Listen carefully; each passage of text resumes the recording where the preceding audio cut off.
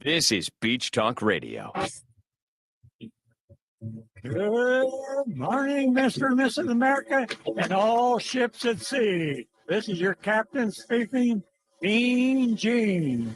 Bean Gene. The following will be a test of the ship's whistle, the sonar alarm, the cable alarm, and the atomic attack alarm. Hello, America, and welcome to the #1 radio station in all of Fort Myers Beach. Beach Talk Radio. Here are your hosts, Kim and Ed Ryan. And a good evening, everybody, and welcome to episode number 31 of Mondays with the Mayor. Before we get to our award-winning show back in the home studio, I want to let you know that tonight's show is sponsored in part by Laura Sanchez. If you need money to rebuild, you need to understand the 50% FEMA rule. If you want to know about flood zones, or if you just need some dang money to rebuild or refurbish your house, call Laura Sanchez today because she's got money to hand out. She's just flipping hundreds at people. 239-895-0657. That's 239-895-0657. Laura Sanchez, thank you so much for sponsoring the show. And speak of the star of the show, there he is right there. Dan Allers off another long weekend of excitement and fun. How are you doing today, Mayor? I'm good. You know, weathering the heat like everyone else. How you guys doing? You're wearing a sweatshirt. It's like 9,000 degrees out. It's just my thing. No, man. he keeps the air on here so cold, so then it's just ridiculous. It's not. I have it on 73. What do you have your place on? About that, 74, maybe somewhere in there. She's lying about me once again, Dan. It just never ends. But I'm not running around in a sweatshirt. So Dan, the first question I have, we're going to jump right into it here. Is over the weekend there was a little bit of a brouhaha with a parking ticket. I went back to the April 6th meeting because the vice mayor kind of jumped into it and said that he thought there was a grace period. And then I went back to the April 6th meeting where Keith Wilkins at the time did mention there was a 10-minute grace period that was kind of programmed into the system. And then Matt Struble, who lives off the island but comes to visit every week, got a ticket 3 minutes or so after the meter expired. So what's the process there? Yeah, I reached out to Keith today to ask him if where he found it in any of our documentation of this 10-minute grace period. And he basically said he talked to the person in charge over there, and that's what they told him. Staff was looking at it today. I asked them to try to find where this is so that we can get this worked out, and they can't find anything that says anything about a grace period. So if it's a policy decision that the council wants to make, we could certainly do that. But as of today, they have not been able to find anything that says that there is indeed a grace period that is automatically in there. Okay, so a follow up to that, if I may. Sure. You have a half empty parking lot in the middle of the summer when things are quite slow on Fort Myers Beach. Is it really that big a deal for the guy to drive around the block once or twice and then come back and see if the car is still there? I mean, 3 minutes, come on. Well, I think it's important to not, point the anger at the person writing the ticket. He's just doing his job. Now, if we want to make a policy decision to tell him he can wait 5 or 10 minutes, then that's what we should do if that's what we want to do. But I don't want any anger directed at him. He's just doing his job. Much like if I'm going down 75 at midnight and I'm doing 80 and a 70, can you give me 2 minutes to slow down? I mean, it's kind of the same thing. So, don't kill the messenger. He's just doing what he's supposed to do. But they have to be given some grace too if they feel, like you said, to drive around the block for 2 days or 2 minutes and 2 days. Now, 2 days would be too long. Well, but you know what I mean. It's yeah. It's happened to me. I've gotten tickets because I've been over by a minute or 2 minutes, and it's not like I wasn't getting warned on the app that my time is about to expire, and I could add some time. But we're definitely going to take a look at it. Yeah, I guess I understand it. If the parking lot's full and it's season and people are driving around looking for a spot, there should be no grace period. But how do you? You have common sense. I think that the base guy should have a little common sense. They don't. That whether they have I'm sure they have common sense. I'm sure they have common sense, but they don't have the authority Okay, to make so those okay. kinds of decisions. So let me ask you You this just question. said If they have their job right, is all to right, do what I- they say, and the council's job is to change it. okay, so two questions on that. Is the base officer going to lose his job if he doesn't write a ticket for somebody that went over for 3 minutes? I would say probably not. Okay, so you use the example of 80 into 70. I don't think that's apples and apples. I think 73 into 70 is apples and apples because you're not going to get pulled over. 80 into 70, you should. Well, not necessarily, and maybe we could talk about numbers like that, but the point It is depends. you know, his job is not to drive around the block 3 times to wait to see if the person's going to be there in 3 minutes or 5 minutes or 7 minutes. I mean, where does it end? If you say we're going to give you a 10-minute grace period and then someone's 11 minutes over, then now do we have to look at it again because they were 1 minute past the grace period? I mean, where do you draw the line? But Okay, I see the point, but if we want to have the discussion about allowing a grace period, I mean, again, where does it end? Is it 3 minutes? Is it 5 minutes, 10 minutes, 20 minutes? Where do you draw that line? So I have a question. Since the beach is quite slow, is there any option to maybe just not do a parking fee or a reduced parking fee on maybe some days or certain? I mean, what? I think that that's a policy decision that the council can make. But we have to have that discussion. I can't make it arbitrarily, neither can the staff. So if we want to have that discussion, I'm certainly open to do it. Okay, so on to the next one. You took the congressional delegation from last week out on a tour of the beach, Times Square, Santini Plaza, Town Hall. I don't know if there are any other places, but I know you went to at least those three. Can you tell us what they said to you, and do you think anything is going to come of it other than they got some nice photo ops? No, so it was important for me to be there. I didn't get to testify, but I wanted to be there to hear the testimony so that when I was able to show them around in the afternoon, if something was to come up, I could answer the questions or direct them. And one of the things that came up that was brought up by Commissioner Hammond was which is the problem that we've all been dealing with, is lack of inspectors to come in and inspect some of the things that were damaged. Town Hall, for instance. In this case, it was Lynn Hall Park is the example that he used. You know, when people see things like Lynn Hall Park that haven't been touched since the storm, it's not for a lack of want or desire from the county or from the town. You cannot touch things, or you risk your reimbursement from FEMA to rebuild those. And in this case, it was Lynn Hall Park. So that was brought up. So when we were in Times Square, it was important for them that one of the representatives on the panel asked, What's with that building over there? And it was just a perfect segue into that's what Commissioner Hammond was talking about. That's a building that is waiting for inspection. It's outside the hands of Lee County to get that inspection. So, you know, people are using porta potties instead of being able to use a building that is probably the most used bathrooms in Lee County in season. So it was a thing like that down there. And then we wanted to go down to Town Hall area, even though it's been torn down and it's still being cleaned up. It was important to show them that this is impeding our process, and it's also holding us up to be able to tell other people, as I've said on your show thousands of times, you know, it's hard to go after someone that's not taking care of their property if our property is still standing there in rubble. So now that we've been able to do that, and I'm sure you're going to ask me about that because I know there's been some questions, but so those were essentially the discussions, and it was, whether it was Chauncey Goss, Mary Anderson, or Chairman Hammond that were talking, the message was pretty much the same.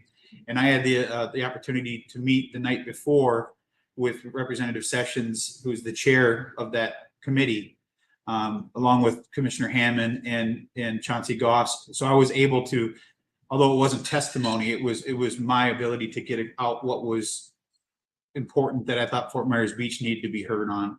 And a lot of the stuff aligned between what we're dealing with, obviously what the county's dealing with, what Sanibel's dealing with, what Mayor Anderson and Fort Myers is dealing with. So Dan, I don't mean to interrupt, but the FEMA guy who was totally depantsed at that meeting was along with you guys on the ride, right? I mean, I saw the picture of him. He looked like he was still there. I mean, I would have went running home if I was him because he got killed at that meeting. Did he give you any encouraging information about what he saw, or did he say an inspector would come out to Lynn Hall Park the next day, or did he do anything to, to help out in any way? Yes, actually he did. He mentioned the name of a person that was going to reach out to me, who she did today. So he said someone would contact me this week. She did reach out to me today, but this, and I'm not trying to nitpick here, but this goes to the root of the problem that we were trying to get across to them. The attention to detail seems to be lacking, and the attention to decision making seems to be. When she called me today, she was calling to ask what my issues were with Bottage Park, not Lynn Hall Park. So the transfer of information from us talking about that to her to me, but that's the type of stuff that we were trying to point out is, one of the biggest things that came out of this was we need a lack of word general on the ground when there's disasters like this that can make decisions. You could put 150 people on the ground to answer questions and smile and tell you all the things that you want to hear. But if you don't have anybody there that can make the decision and say, do this, do that, and not have to send it up the chain of command, and 3 weeks later, you might or might not get a response, I think that would have really, really helped us out in our recovery. So that's the kind of stuff we were trying to get across to them so that they could take it back, look at their process. And the committee was very, very receptive to it and were very engaged when they were here walking around. It wasn't just a photo op for them. It was, they were picking up on what was said. They were picking up what I was saying and showing them, and they were actually giving direction in real time to FEMA and the other people that were there on things that they can do, as well as the policymakers that were there to try to make this process better should someone ever have to deal with this again. Well, I guess time will tell about all that. I mean, at this point, what really is left for them to do to help other than to make sure that the funding that they promised or said that there was going to be some access to for Fort Myers Beach is there? I mean, at this point, what else can FEMA do? They've already bombed on the whole thing. I guess I really feel bad for the people in Hawaii because they're about to get a taste of the same thing from FEMA with all the crap that's going on out there. Well, that was the hope, is to, we understand that we're quite a ways into the process now, but our focus was not to rip anybody to shreds, but to try to provide some insight as to what we saw on the ground, being ground zero, and all of Lee County being ground zero, to what processes they could maybe do better. And they were receptive to it. And I think they appreciated the fact that we were not going there screaming and yelling, because as you said, it's a lot of what they could do for us immediately has passed. The housing was passed. One of the things I found interesting were the numbers that he said. Out of all of Lee County, 111 trailers were issued, and there's still 16. And what made me, and had I been able to testify, and I wish I could have said something there, but I wasn't allowed to do it. And he made a comment about, the use of taxpayers' dollars. And it really struck a chord with me, because when we were driving back from our trip, we passed the Punta Gorda Airport, and there were dozens and dozens and dozens of unused trailers just sitting there. And when he said that, it made me instantly think, how many tax dollars are being wasted on those trailers that are just sitting there? The rent you're paying for the land that's just sitting there. When people were in dire need in our island and other places in Lee County, to just have a place to lay your head. Chauncey Goss, he testified how I would have testified. He told a very good story about his own personal things that happened to him, as well as the 84-year-old man, or 94-year, I don't remember the exact age, that was living in his garage because he didn't want to leave his property. And he asked the question directly, is that, you claim you want to do what's in the best interest of the survivors, is that the safest thing that person could have been, when they could have been sleeping in a trailer, even if they had to run up a generator or something? So it was those kind of things that were important to get across, and hopefully they listen. Hopefully they'll be able to make some adjustments in their processes, and the next time this happens, somebody doesn't have to deal with everything that we had to deal with. So that was the point, is to try to move it forward and take our lessons learned and move it forward. Yeah, I thought Chauncey's delivery, the way his delivery, his calmness, and the fact that he went through all the same stuff that people on Fort Myers Beach went through was just, I mean, everybody in Washington knows the Goss name, being that Chauncey's dad was the CIA director, and for them to hear it directly from him, you would hope it's going to have some kind of impact. In what way, who knows? Because FEMA they're so top heavy. And what Chauncey said was, we needed more brains on the ground and not boots on the ground, because, that whole thing with, we're going to measure your trailer. Yes, you can have a trailer. And then the third guy says you can't have a trailer because you're in a flood zone. It was just a giant joke. And by that point, the Fort Myers Beach residents were onto the, scam, and they went out and bought their own, and you guys had already put in place the rules for people to have a trailer. So it was just a complete joke from the beginning to the end with them. So, I mean, well, one thing that was encouraging to me from the legislative side was that the committee was asking the questions of what is it that we could do on our end to make policy changes to allow you to do your job better. And I think that FEMA responded to that fairly well, and they gave them specific answers to their question as far as some of the red tape that they need to have removed to be able to go in. Because at the end of the day, it goes back to like the parking. They're there to follow the rules that are put in place by the people that make the policies. So if the policy can change, then their rules can change. So I think it takes both sides to make this better for everyone. You were talking a minute ago about, there's really not much they can do now except, make sure that the funds come in. Where are the funds? Like, how do you have an idea of how much more you're entitled? Not you, but the town is entitled to? Is I know you have people helping you out with that, companies helping you out with that, but do you have any idea on that? No, every project's a little bit different. You're trying to get, what they call obligated money to the project so that you can start moving forward with it. So there's tens of 20s of different projects that are going on that have different obligations. What that total dollar amount is, I do not know that off the top of my head. And it changes because you'll send something in and it might not be the right number, and then they have to change it. So it's a constantly evolving thing. But the key is to try to get it obligated. Once it's obligated, that essentially is FEMA saying, we agree with the assessment, whether it's your insurance company, whether it's their inspectors, that is substantially damaged or is completely gone, and you can now move forward, and this is the amount of money we will give you towards it, depending on what you're getting from your insurance company. They're not going to do what is called the duplication of benefits. We've all heard that 1,000 times. They're going to make sure that whatever money you're getting from your insurance company, you're not going to obviously get from the federal government. So it's a very long, drawn-out process. So tomorrow night, the Resilient Lee meeting is on Fort Myers Beach at 5:30 at Diamond Head, and that's the 1.1 billion that Kevin Wayne has kind of been in charge of with that whole thing. Dan, unless I'm missing something, I haven't really been able to figure out if there's even a possibility that Fort Myers Beach will get any of that money. Have you? Well, we've read their draft action plan. We've been talking to them over the last week. We feel that there's a few things in there that are excluding not just Fort Myers Beach, but Sanibel and other barrier islands out of that potential funding. So we drafted an action plan, a draft action plan that we'll talk about tomorrow. They talked about it on Thursday. I had already seen it, but the rest of the council members were able to discuss it and hear from Ashley on Thursday. And it's essentially just addressing that, we are the hardest hit area. We understand that, the way the HUD funding works, it's 70% that goes to low to moderate income housing.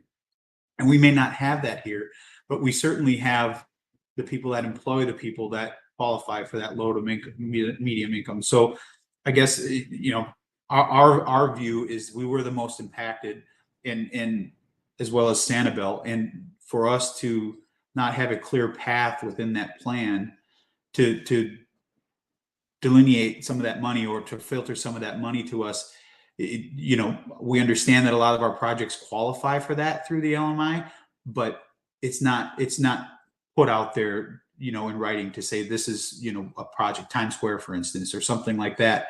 So we just put it together, which you'll see some of it tomorrow at the meeting if we're allowed to speak. Just a couple of points that essentially it's saying, we are the hardest hit, and why are we not included in this funding, even though we don't meet the requirements for the low to medium income or low to the LMI. So you're saying that places like the resorts are the ones that employ the folks that might fit into that category. Is that what you're saying? Yeah, I mean, we may not meet I think it's 68,000 for a family. I think that's the number to meet the requirements to get that funding. But we do employ the majority, as long as Sanibel, the barrier islands employ the majority of people that are in that bracket that come from different parts of the county to get here. And we feel that's a viable argument, because if you don't have the economic revitalization of the tourist areas, then the people that get the housing are going to have no place to work. So that's kind of where we're coming from. We had a very good conversation with the county today about it. I certainly hope they understand that we're not trying to rock a boat. We're not trying to do anything. We're just simply trying to ask that the plan includes something that that has the town of Fort Myers Beach and Sanibel included in it, so that we know that we're going to get, we have a better understanding that funding is going to be coming here. Because when the deputy secretary was in town, she specifically stated that, we expect to see waivers from this. We expect to see, you were the hardest hit area. And that's some of the purpose of that disaster recovery, the DR part of that HDB GR. I get all the numbers or the letters. So it wouldn't be, are you saying that it would or would not go to workforce housing or on the beach? Yeah, what is your plan for it? Yeah. Well, the point of the funding is HUD funding, so that's right. But what is your plan? But what is your plan that you pitch to them that makes you think that might fit in where it didn't before? What is the plan? Well, the plan is to essentially to include the hardest hit areas, the ground zero areas, whether it's infrastructure, it's economic revitalization, is whether it's helping businesses rebuild, whether it's rebuilding all of Times Square, whatever it is. It's not specifically one project. It's the wording of that is not in the current plan, and the plan that they put out is put out so that we can have communication like we're having now and that we're going to have tomorrow, so that we can weigh in on things that we see. And again, we're doing this very respectfully. Everyone knew that we were going to be talking about this beforehand. It wasn't something that we're just dropping on anyone's lap, but we're trying to do what is in the best interest of the town of Fort Myers Beach. Sure. 1.1 billion is a lot of money. And being one of the two hardest hit areas from the storm, our consultant that we have helping us through this said something very, very impactful today, is a hurricane doesn't know the economic vitality of the place that it hits. It doesn't discriminate between more affluent properties or more affluent people, unless it doesn't have an impact. That has nothing to do with where it lands. So to try to target those funds to places specifically based on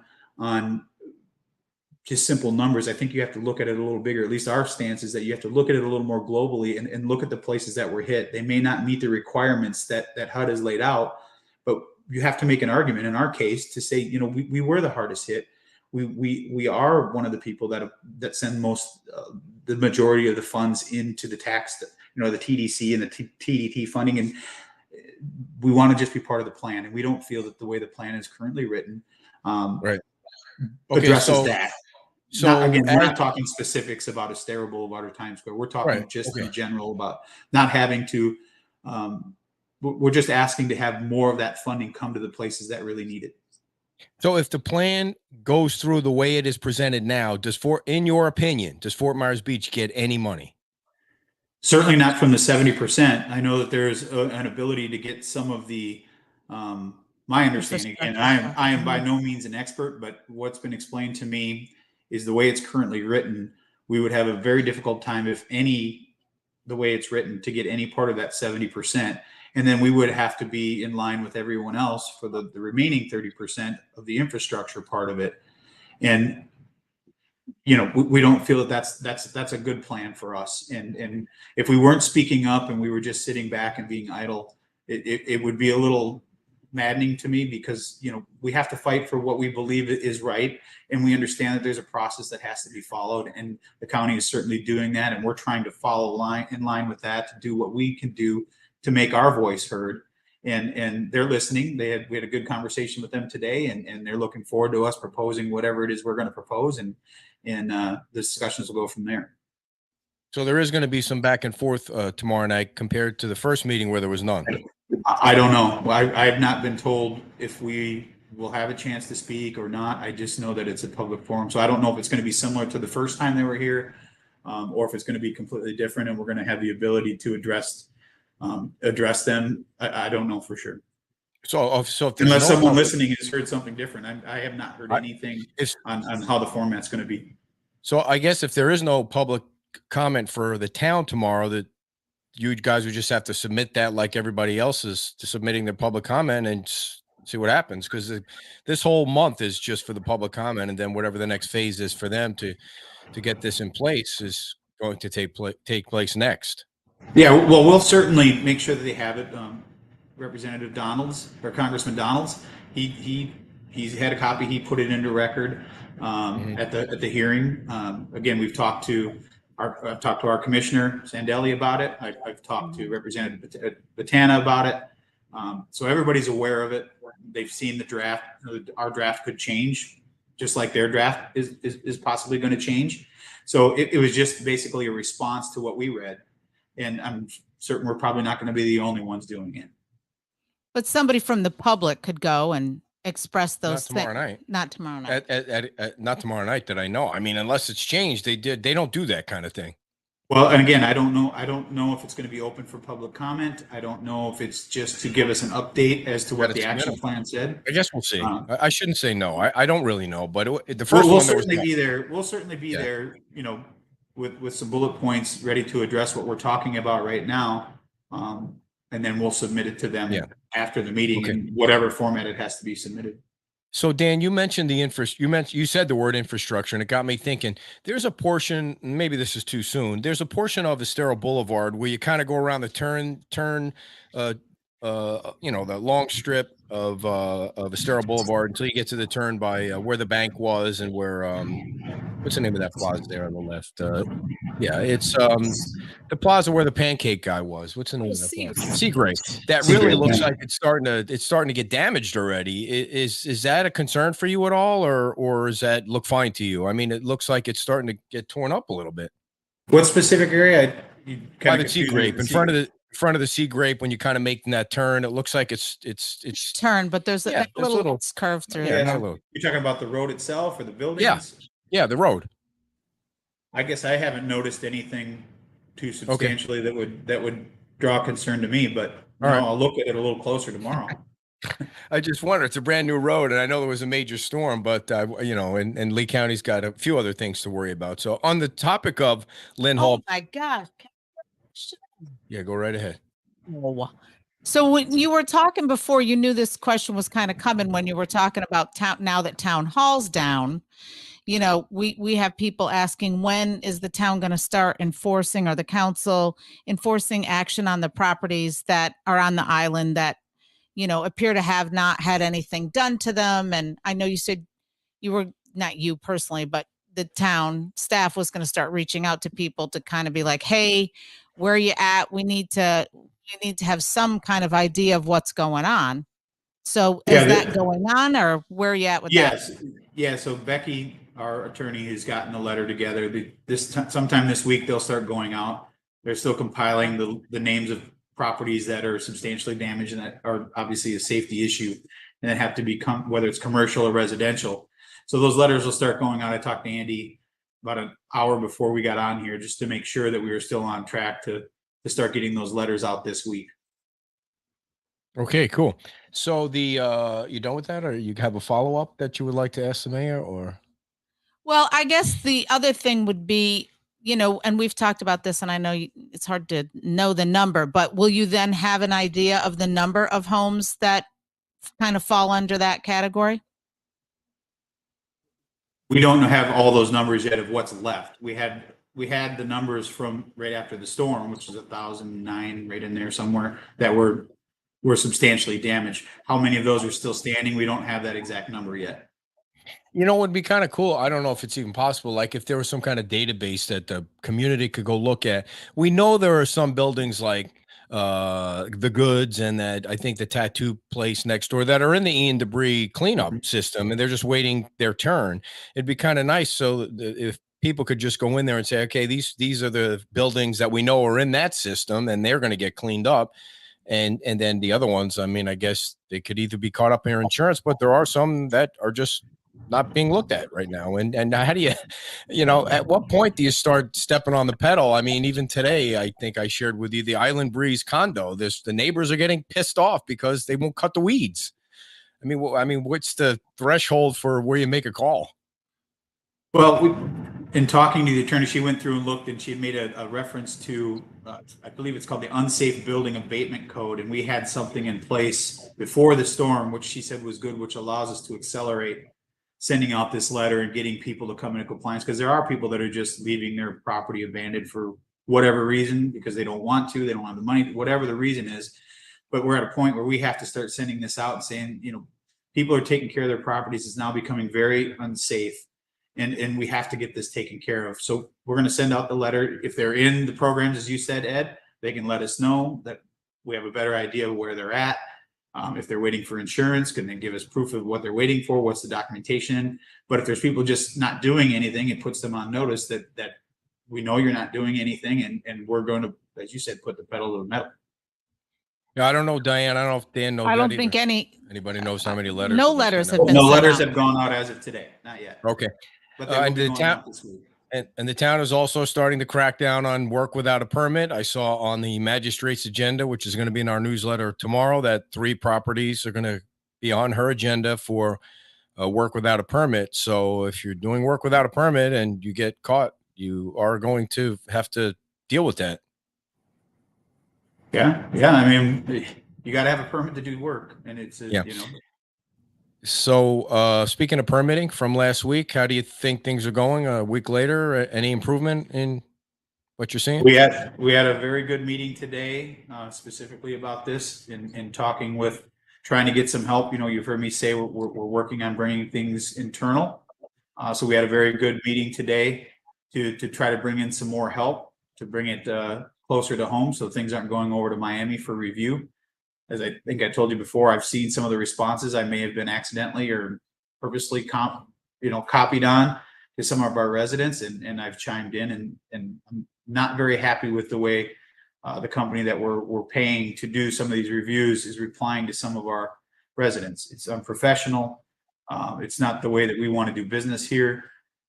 I've related to Andy, and Andy I know is related to staff. So we had a meeting today with a company to potentially come in and help us out with that. Hopefully we'll have some good news here sooner than later. And we can work with them to bring it closer to speed some things up. Dan, if it came to a vote today, would you vote for the Neptune to go through? The way it was presented? Yes. And just the pictures, just seeing the pictures and hearing what is out there, I couldn't, because it doesn't comply with what we currently have in the land development code and the comp plan. So my answer would be no. And does that have to do with density, or what? I mean, what, name off the things that it doesn't fit into so that we understand on the most basic level? Well, again, without knowing what their final submittal is, it's very difficult to see what their FAR calculations are, their density is. I know that they're asking for more rooms than what they wanted. If I remember, if memory serves me, they were looking at 4 stories or 6 total if you look at 2 with parking. Yep. All of those things don't fit within what we currently have without an ask through the CPD process. So if it was to come before me today, the way it is, without any asks or any potential things that could allow some more changes in that, I would have to vote no. So, so yeah, it was double the amount of rooms. I think it was like 70 to 140 or something like that. And that's a lot. That's a lot more rooms. Well, and I think it's important, and I know it sounds very political and it sounds very wishy-washy or whatever term you want to use, but what they're proposing, or what everything was proposed so far, has just been illustrations of this is what we want, and they've gotten feedback. We have not gotten anything from Neptune that says this is what we want. I think that they've listened to the council members that they met with. I'm sure they've listened to the public. I'm sure they're going to go try to make some tweaks here or there to what they had. So until we really see exactly what they're looking for or asking for, it's hard to say. But to answer your question, like I said directly, the way it's sitting there today, knowing what I know, I could not vote for it. Well, I mean, at the chamber presentation, and they have said that they're going to come up with a date for a public presentation by the end of this month, so that everybody, I mean, nobody would have been turned away last week, but it was a chamber kind of event. They did say I wasn't there, so I'm not exactly sure what was discussed, but in the pictures that I've seen that you've shared, it looked similar to what I saw. Yeah. And they did say at that meeting that that's the way they're presenting it. So I guess we'll see when it all comes in the application and what happens with the LPA and the town council. One of the things, yeah, I mean, it really comes down to the calculations. You know, they're going to put it to staff, and staff's going to make their recommendations based on what exactly they're asking for. We're not sure exactly what amendments they're asking or what changes they're asking through the comp plan or land development code. We don't know that yet. So it's really hard to say one way or another, but if we had to go off the hard facts, that just what you see in front of you, this is the picture, and you vote for it, based on the requirements that we need to follow. No, I couldn't. And I don't know, just seeing the pictures, that it fits within the current comp plan or land development code without asking for an amendment. And so so we're back to again, that, that The box. a developer the rules are there. The rules are in the comp plan and the land development code as to what they can do. Other than that, they need to come with either asking for exceptions or going through the CPD process. Yeah, I mean, when you look at, you hear a lot of, and I want to bring this point up because I don't think it gets talked about enough. We talk a lot about, obviously the cottages can't be built back, but I don't think a lot of people think about what can be built back by right. If you just look at a single family home that maybe was an 800 square foot cottage, what they can build back by right, as far as height, setbacks, it's 3 times the size of what they could build back before. Obviously it's going to be higher because of the floodplain, but the size of the building by right, without asking for anything, is going to be much larger than we've been accustomed to seeing since we've lived here. Why is that? Why is that? Because you have the way you can build a box. Your box can be so big within the footprint of your property. You got your side setbacks, your front and rear setbacks, and your height limits. As long as you can build it within that box, you don't have to ask for anything. You just got to put in your permit for your building, or for your whether it's commercial, or as long as it fits within that box and meets the current requirements, you don't have to ask for anything. And just by the way it's written now, the homes are going to be larger than, you don't see any homes going up now that aren't 40 feet in the air, 50 feet in the air. So they're being built bigger and stronger because that's what they're allowed to do without asking for anything. One of the things that one of the guys from the Neptune said, that I asked him, I said, when are you going to clean that spot up? Because that's one of the areas that's a mess. I mean, it hasn't really been touched. And he said, and I'm not sure he really meant it like this, because, or he meant it however he meant it. He said it is all contingent on the decision, whatever the town tells them, like that. It made it sound like he needed a decision. They needed a decision from the town on their proposal before they either went and saw if the building was below or above the 50%, or they were going to clear it out and rebuild it.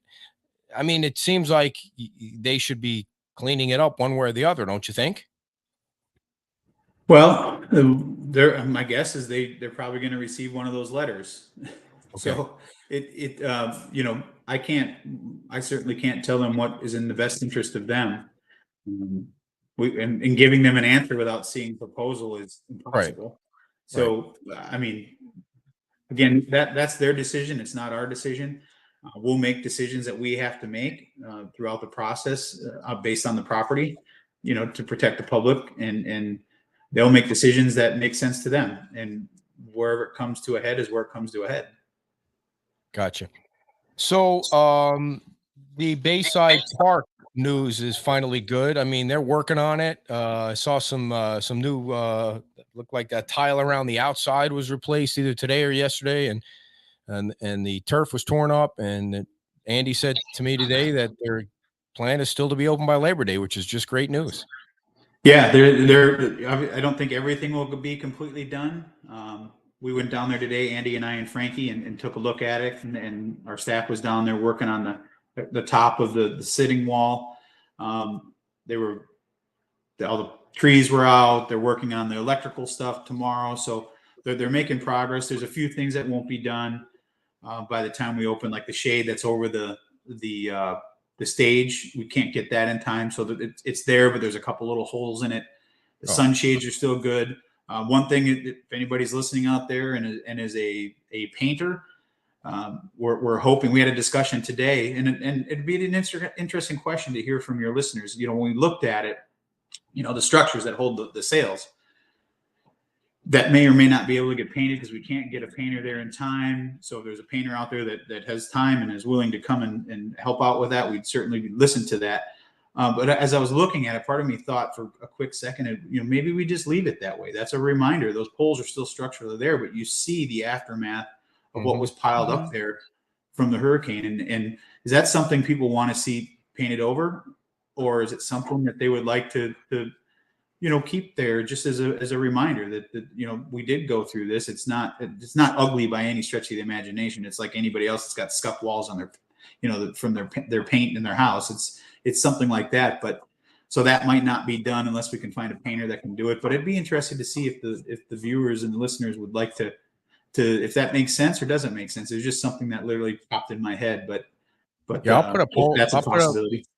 I'll put a poll like whether question. to paint it or Yeah, not. Mm-hmm, I have a feeling people are going to say leave it, but that's just my thought. I'll put a poll out there after the show. Well, maybe if you get down there doing your walk around, you can walk around there and take a video of it, and people can really see what it looks like. And I mean it when I first looked at it, it brought back memories of what was piled up there from everything in Times Square. Those supports literally block everything up and cause the water to go even higher. So it's a subtle reminder of what happened that day. That is by no means an eyesore, but maybe it's too tacky. Maybe people think that they just want a fresh start. And either way, I'm okay with it. But it was just something. Right. If we can't get it done in time, people understand why that's not done. So there'll be little things like that aren't done. But they've told me we're going to have it ready by the 1st. It'll be functional by the 1st. It's kind of like at Wahoo Willie's where they have just the mark where they have a line of water. Yeah, and that it shows kind of where the water was, because just to have it up there. People do come in, they're curious. It's especially for people who are coming to visit, and it really gives the impact of that storm, because it is hard to get that word out and keep it out there about how devastating. And people are already saying, leave it. Maybe you put up there just a little painting that said Ian was here or something like that. I mean, or maybe that's kind of. Well, there were so many, what it really showed you, or what it really reminded me, is how high the water really was there, and how high the debris was really hitting these structures and dinging up the paint, and it just made you stop for a second. And when you drive up and down Estero every day and you see this stuff every day, you kind of become numb to what it looked like. And today we were just talking with someone that hasn't been down here for about 8 months, just about 2 hours ago. And they were like, wow, this looks really good. You guys have come a long way. We never thought it would look as cleaned up as it is. And in my head, I'm thinking it looks the same to me because I see it every single day. So it's interesting to see perspective of people that saw it right away after the storm and then haven't seen it for 6-8 months. So you get a good perspective on what has really been accomplished. Before you get to what you got, okay. Have you heard anything about the red coconut, whether it's been sold or not? A lot of people always want to know what's going on there, because that's going to be another huge development on the island with whatever's being done. Have you heard anything? No, all I've heard is that they've been working with the town to find out what they can do by right, what they can't do by right. In all the conversations I've heard, or people that have talked to the potential buyers, is that they may come forward if they pose on it with a land development order to do what they can by right. So they wouldn't ask for anything, any variances or any heights or anything, but maybe they will. I don't know. So right now we haven't heard that it's been sold. I've had no contact with the potential buyers for quite a few months now, except for they were waiting to get some stuff back from the town. And then, so the town and they have been going back and forth with definitions and, just trying to dot the I's. Is that a special zoning district? I can't remember. I'm getting it all confused. Like, is there something unique about that area? It is unique. Yeah, I don't believe it's its own special zoning district, but it is very unique because it's the largest, I think, if I'm not mistaken, the largest single piece of property on the island. Besides maybe Bay Oaks. Does that allow them to do something different by right? Yeah, well, I think if they can do a lot of mixed use in there, I haven't dove into exactly what they can do or not do by right, but I know that there's hotel uses. I know that there's residential home uses in there. It's just the Coconut Telegraph is that they're looking at doing a mixture of those kind of things in that property. When you say they, is that by chance Marriott Corporation? I've heard nothing about Marriott Corporation having anything. I think where that mistake or where that correlation has come in are the trucks that were there cleaning up the property have Marriott all over their. That's the name, I believe, of the debris company. The debris company, right? So I think that's maybe how that correlation got drawn. Yeah. But no, I don't. As far as I know, Marriott has nothing to do with that property. Okay. You want me to go with this one? Yeah. You don't have, I don't know if you have to read the whole thing because I did send that to Dan in advance. Okay, but for people, this is a question about short-term rental fee, that one, Okay. and about how the price started off as 50 and then it's been going up. And in light of everything that's gone on, this person, the insurance problems and everything. So they distilled the question down to is why we have to pay a fee on top of all the other taxes just for the privilege of renting. So it was $50, and that was to cover the administration costs Right. to register your short-term rental. In 2021, it went to $300, and then last year there was a $100 per room fee that passed. I did not vote for either of those, and I don't believe Jim did either.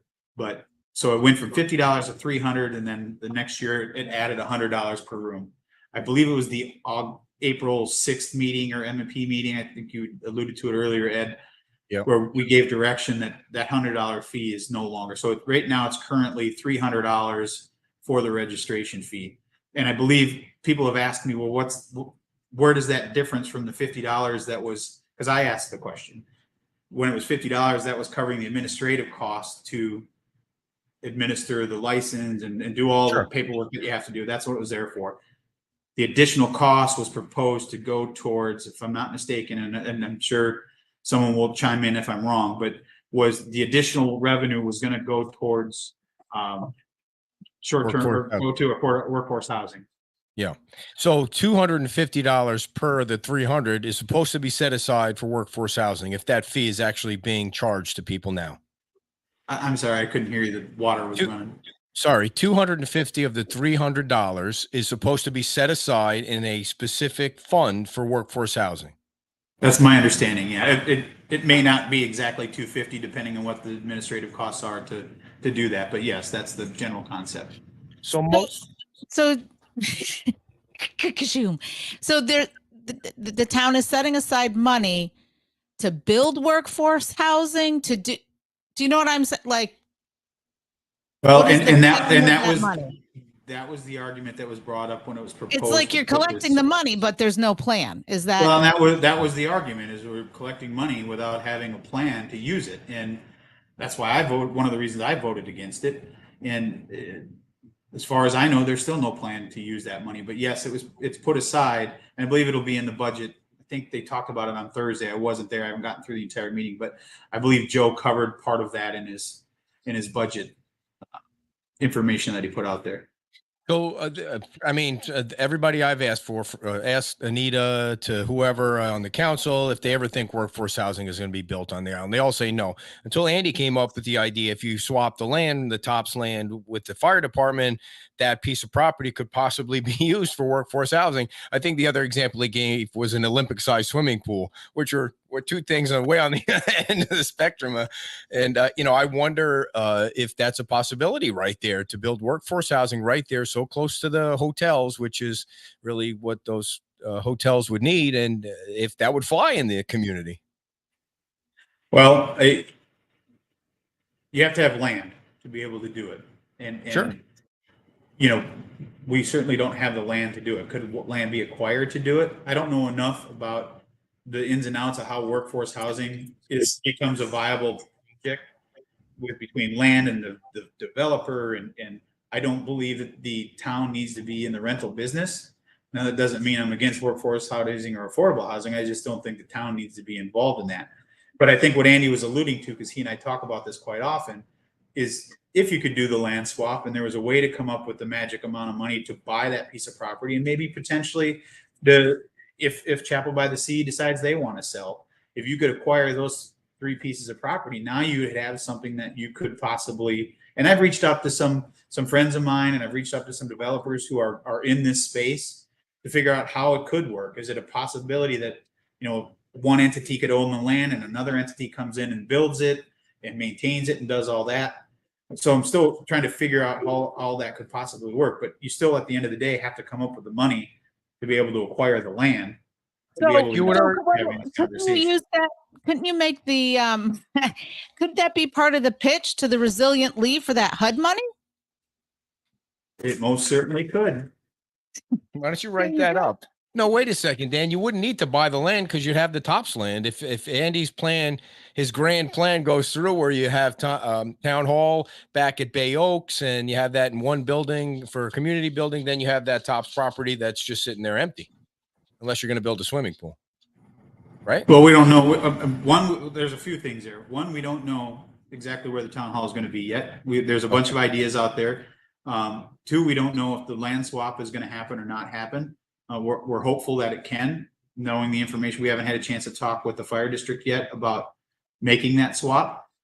If we can agree on it, then it doesn't sound to me, in talking to the attorney, that it's going to be very difficult to achieve because of the property values that came back. So being able to swap the properties is one part of it. Even with or without workforce housing, it just makes sense for us, and I think for the fire district, to be able to do that, because it gets us that bigger piece. Not bigger, it's actually a little bit smaller, but the piece of property right next door to Bay Oaks that really can give us a central hub that we can do some really good things with. Maybe workforce housing, maybe not. Maybe that's where town hall goes. We don't know, but it opens up the doors to some more possibilities. My comment about trying to add, if you made that swap, the old town hall site, if maybe even Chapel by the Sea, how does that work then in the big scheme of things of trying to maybe get workforce housing, if that's what's required, or if that's what's wanted by the community, off the ground? And having a bigger footprint, I think, makes it much easier to be able to do. So if there is no workforce housing built on Fort Myers Beach in the next 5 years, will you give those people their money back? What people? Their money back? The short-term rentals. Oh, again, I didn't vote for it, so if you're the mayor now. I'm one of 5 votes. Give them their damn money back. So that's something that could come before the council. Somebody could bring that up. Yeah. Someone could bring it up. We're coming into budget time. Anybody can bring up anything they want, any ideas they want, and we can discuss it, and we can make a policy decision, and we can move on. Again, I can't say it enough. I didn't agree with the increase in the fees. Not that I don't think fees should have to go up, as like any other fee that we all have to pay. But that was a pretty egregious jump, in my opinion, and I didn't vote for the $100 per room either. I didn't think that was right. So it's different if you have a plan, in my opinion. If you have a plan and you are doing something to put towards a specific plan, but we didn't have a plan. We still don't have a plan for workforce housing. So I understand you have to have money in place. I totally get that argument that you have to have money in place to be able to start implementing a plan. But I just thought it was premature because we didn't even have a discussion on how we would implement a plan should we have any funding to do it. So it felt like we were putting the cart before the horse. Yeah. So back asking, let me just ask, because she's asked this a couple of times where he's interrupted. All right. In regards to the fees for the short-term rental, I think I know the answer to this, but I'm definitely going to let you answer it. Are the hotels and resorts paying this fee? Well, they certainly pay a large sum of money into the tourism. I mean, they pay in. They don't pay it directly to the town in the way of the fee like we're talking about, but they're two totally different things. Because the hotel, and I'm not a hotelier, so I can't make the argument for them, but they have arguments against short-term rentals. It's kind of like cabs and Ubers. They have they provide a same service, but they're two totally different. How they're regulated are two completely different things.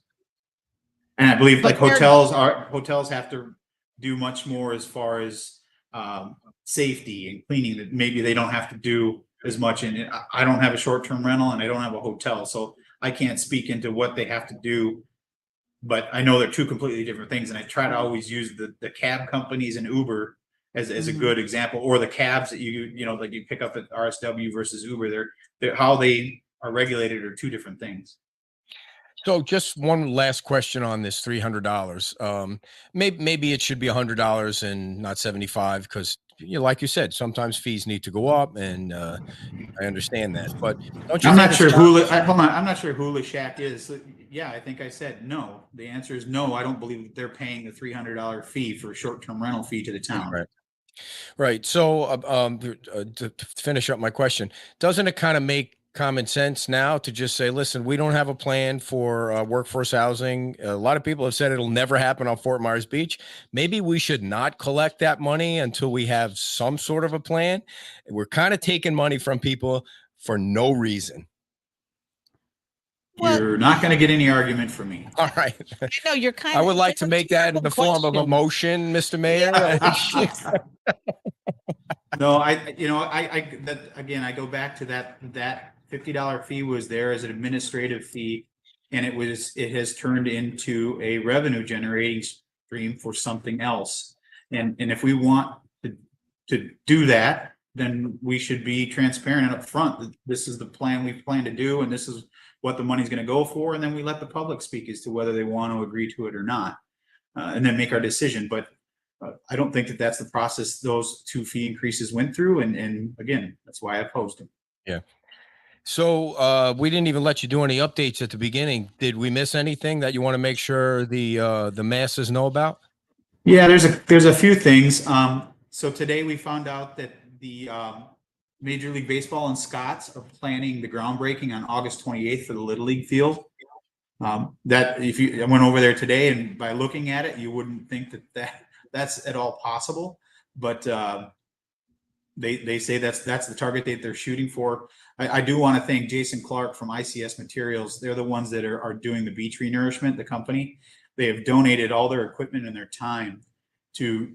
So if you go back there and you see all that dirt and all that equipment, all the things that are being done, that's being donated by Jason Clark and ICS. So we really want to thank them because of their help. It's allowing us to get that ball field in order quicker than later. So before you go on to the next thing, what does ICS stand for? I don't know what ICS stands for. It's Okay. ICS Materials, but it's okay. I don't know. They do a lot of earth. They got a lot of big heavy equipment. They're the ones you saw driving around with all the sand in those big trucks. And August 28th is a Monday. So is Yeah. there going to be some kind of event there that people can come and cut a ribbon or something? Is that what you're planning? We don't have we just literally got that information today. Okay. So I know when I left town hall, Andy and Frankie were meeting, and they were kind of going through that because this literally just came out today. So hopefully we'll have more information on what that's going to be. We also did have a conversation. I don't know if I brought it up or not in the past, but we've been having meetings and talking with Dish Network in the background. If anybody knows, they have a channel called Circle. It's kind of like a CMT, but it's for Dish Network. They want to come to town and do an event. It's a 3-day event with a concert and a day of giving back to the community. So we met with them today. They're going to be on site next week, where we're going to walk them around and look at a few things, bounce some ideas off them. So tentatively right now, that event is scheduled for the 28th of October. Cool. So we don't know all the details yet. As soon as we know them, we'll let you know. But I think that's going to be and the reason the 28th was picked is I believe that's the National First Responders Day, if I'm not mistaken. So we obviously want to honor the first responders. They want to do something for the community, so we're bouncing some ideas off of them, whether it's Little League fields, whether it's a pool, whether it's now the Bayside. We were originally talking about Bayside Park, so all those kind of things. And then on Saturday they would have a concert. A country, big country person would be coming in. We don't know who that is yet. Cool. To have that event. So that we're tentatively shooting for the 28th on that, or they're shooting for the 28th. I think it's September. Where town hall is, we're gonna be moving into some new setup, hopefully over on the Bay Oaks property, kind of where, if you remember the tentative new design that we were looking at before the storm, where the pickleball fields would have been. Yep. That's kind of where they're going to try to set up trailers so that we can hopefully get a space in there to be able to have council meetings and a little better configuration than what we have now. So I believe Frankie said we're shooting for September to try to get those trailers set up, which is going to save the town some money. It'll give us a little better, more friendly atmosphere, more friendly, user-friendly thing for people to come in and ask questions. You you did talk about the $500,000 grant from the First Lady. Yep. That we should be getting. So we're excited about that.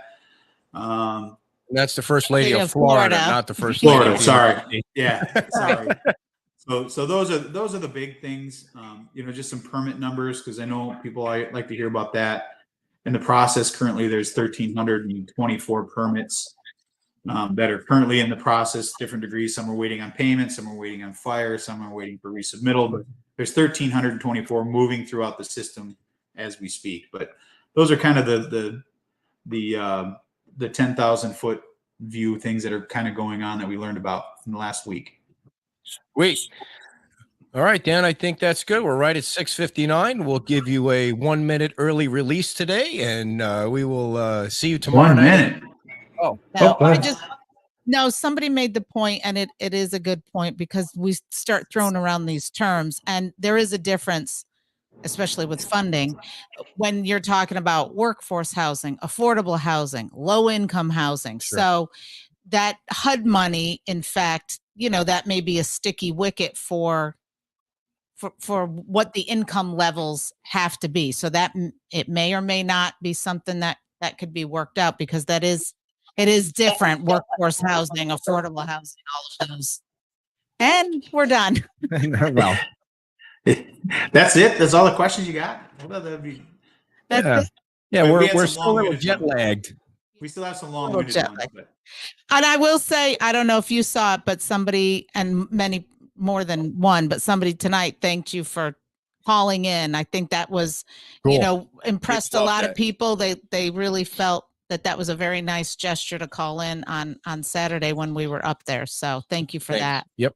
well, I'm certainly, as I said, we're thankful for all the help they sent down our way, not just Wisconsin, for but sure. the entire Midwest. I mean, they countless trucks and of supplies they sent down to help people, and donations and their time, like Bruce. I mean, people like that were just Yeah. God sent that came down to help. But, so I wanted to make sure that I was able to thank them.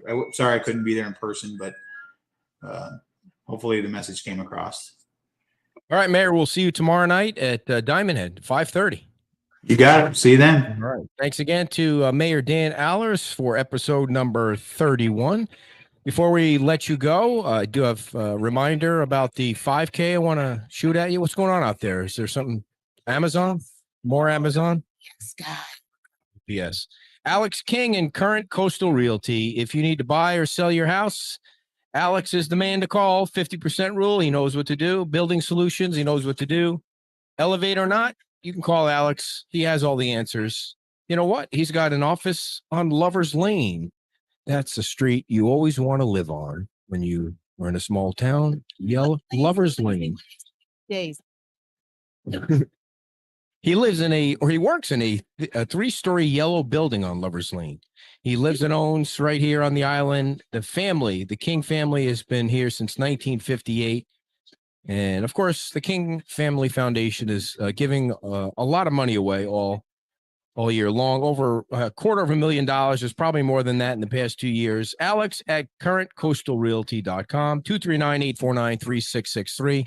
If you're looking to sell your house or buy a house on Fort Myers Beach, you see signs all over the island when we're doing our walk arounds and bike arounds. So give them a call. Tomorrow night is the Resiliently meeting at Diamond Head. It's a Resiliently public comment meeting. That's what they're calling it. You said I know. So I don't know how they're doing it. So it's going to be, I guess it's going to be different than the first meeting where there was no public comment. But Fort Myers Beach had like a packed house. It's literally. I know. It's public input. So I don't know how they're going to do it. So that's tomorrow night at 5:30. That has to do with the $1.1 billion that Kevin Ruane has been walking around in his wallet with, trying to give out to everybody. No, it's part of the plan before they figure out how to give it all out to, and that's going around to everybody in Lee County. So that's tomorrow night at 5:30. If you go on our website, we ask you to sign up for our 5K race, the day before Labor Day 5K race. We're at about 120 runners right now, and the goal is 200 runners or walkers, or you could do it virtually. And 100% of the proceeds from that race will be going to FMB Strong at 820 Buttonwood, an official 501c3. And thanks to them for coming out to Wisconsin. Thanks to everybody for the gifts and for coming out. It was crazy. Oh, it was crazy. We had such a good time. Someone made a comment about my hair looked better in Wisconsin. And I agree. It's kind of flat tonight. Well, the humidity is killing me. Oh my gosh, the weather. You couldn't, it's just incredible. Yeah. And the lake, and thanks to Dave and Julie Nussbaum for allowing us to stay on their on their property without evicting us for bad behavior or anything like that. So they were totally great hosts for us. And the venue was great. And Bruce Hawley from Tanner's and everybody coming up and just being so nice. Made so many friends. You know, Pabst Blue Ribbon, yeah. It was so nice to put faces with people that post on Facebook. You know, you see all the comments and you go back and forth with people on email, but then you get to see them in person, and that was cool. And the yellow shirt picture was by far the biggest we've ever taken, and we sold more merchandise on Saturday in Wisconsin than we did at any other event that we've had so far, which was great. Apparently, we have to stop talking about Wisconsin. I know. We are going to stop talking about Wisconsin after today, but you can't thank people enough for coming out. Yeah. Green Bay Packer necklace. Yeah. All right, everybody. Thanks so much for tuning in, and we will see you Saturday morning. We're going to be back at Wahoo Willie's at 11 o'clock, and our guest will be the man that you raised all that money for to pay for his demo permit in less than 2 hours, or was it an hour and a half that we did it? Anyway, he's going to be one of our guests on Saturday at Wahoo Willie's. So if you're in town, come on down to the show, and you're allowed in at 10:30 because you're special. See ya. Bye-bye.